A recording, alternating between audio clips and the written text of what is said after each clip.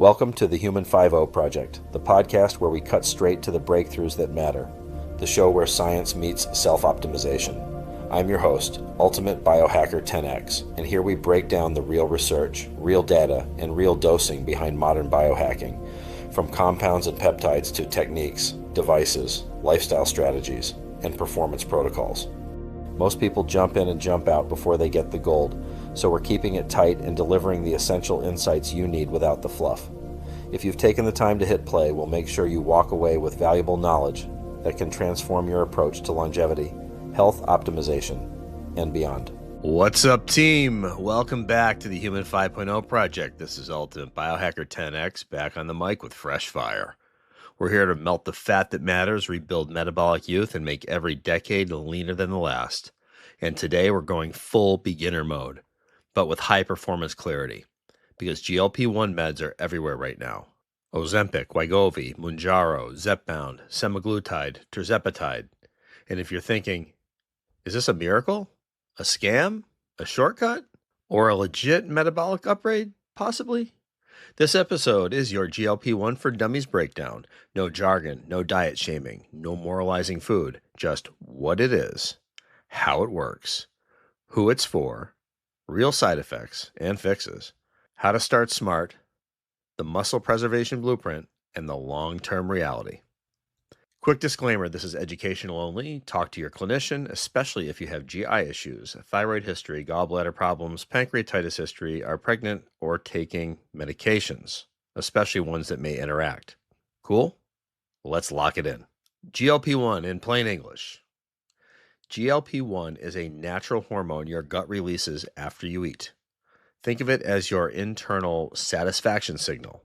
It does three key things. It turns down food noise, that constant mental chatter about food, slows stomach emptying, you feel full longer, and it sharpens blood sugar control. GLP-1 meds amplify this signal.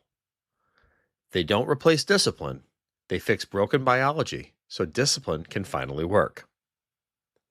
The brands, just so there's no confusion. Semaglutide is a GLP-1 only. It's called Ozempic for diabetes and Wegovy for weight management. And Rybelsus is a daily oral pill. Tirzepatide, GLP-1 and GIP, so it's a dual agonist, stronger for most people. Mounjaro for diabetes. Zepbound for weight management. Most of these are once-weekly subcutaneous injections. Tiny needle, not scary. Orals exist, but injections dominate for efficacy. As of January this year, shortages have resolved, and the FDA cleared the supply last year. There are no widespread U.S. generics for semaglutide yet, so we're on hold at least until 2032. There are lower-cost international versions expected sooner out of India and China. Those expirations on patents end this year. Tirzepatide patents extend to 2036 plus.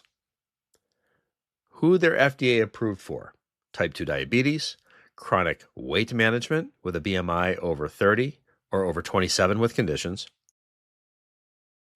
If your hunger signals feel broken, that's not weakness. This isn't a personality problem. This is metabolic signaling gone wrong. Clinical trials. Semaglutide showed 14 to 15% body weight loss. Tirzepatide showed 20 to 21% loss. Real-world outcomes. Semaglutide 10 to 15%, Tirzepatide 15 to 20%. That's still 20 to 50 plus pounds for many people. Results do improve with dose tolerance, high protein intake, resistance training, and sleep and stress control. Crash dieting equals muscle loss and performance drop, and we are not doing that. So here's a GLP-1 starter plan. Step 1, storage. Most pens stay refrigerated until first use. Step 2, injection day. Same day every week. Consistency beats perfection. Step 3, injection sites. Belly, avoid the navel. Thigh, upper arm, rotate weekly. Step 4, inject. Wash, then swab, then inject, then count 5 to 10, then done. Pro move, start on a low stress day. Golden rule. Start low, go slow. This is the difference between this changed my life and I quit in a week or two. Typical starts: Semaglutide, 0.25 milligrams a week. Tirzepatide, 2.5 milligrams a week. Typically, we hold for 4 weeks on these and then titrate upwards slowly. If you rush, nausea and upset stomach will win every time. Nausea is the number one offender. It's worst early or during dose jumps. Mitigation stack: smaller, more frequent meals. Eat your protein first. Avoid greasy or very sweet foods early. Stay upright after meals. Ginger tea or clinician-approved aids if you really need them. Number 2, constipation.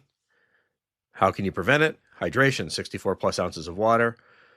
Add fiber slowly. Daily walking. Magnesium if approved. Number 3, diarrhea or reflux. Use electrolytes, bland foods short term. Number 4, fatigue and headaches, usually under fueling. So you just need to fix it with your protein and your electrolytes, not starvation. Red flags: severe abdominal pain, persistent vomiting, gallbladder symptoms. If you get gallbladder symptoms, right upper quadrant pain, pain at the base of the right shoulder blade, or anything that you notice that is way offline, you need to get medical care immediately. Most GI side effects fade within weeks.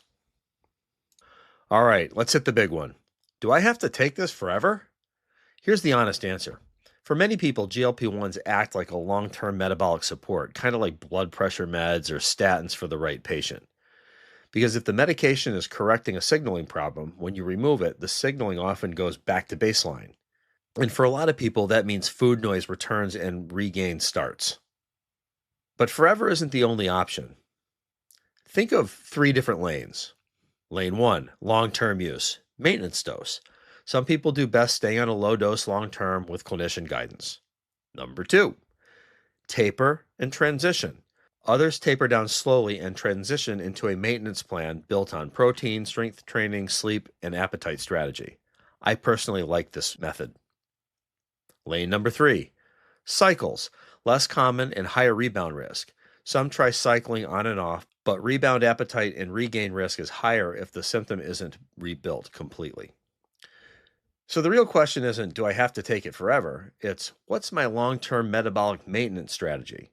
Because the win is not just losing weight, it's keeping performance, muscle, and control. Long-term reality? You stop cold and appetite returns fast. The average regain is 0.4 to 0.8 kilograms a month, and most return to baseline in 1.5 to 2 years without a plan. So what's the biohacker move? Sustainable nutrition, resistance training, sleep optimization, and clinician-guided maintenance, or taper. How about muscle preservation? We've all heard of Ozempic face. This is a non-negotiable. Protein, 1.6 to 2.2 grams per kilogram of body weight daily. Strength training, 2 to 3 times a week at a minimum with progressive overload. Daily walking, NEAT matters. Lose fat without muscle, you're getting slower metabolism, softer look, faster regain. We build lean, strong, and stable.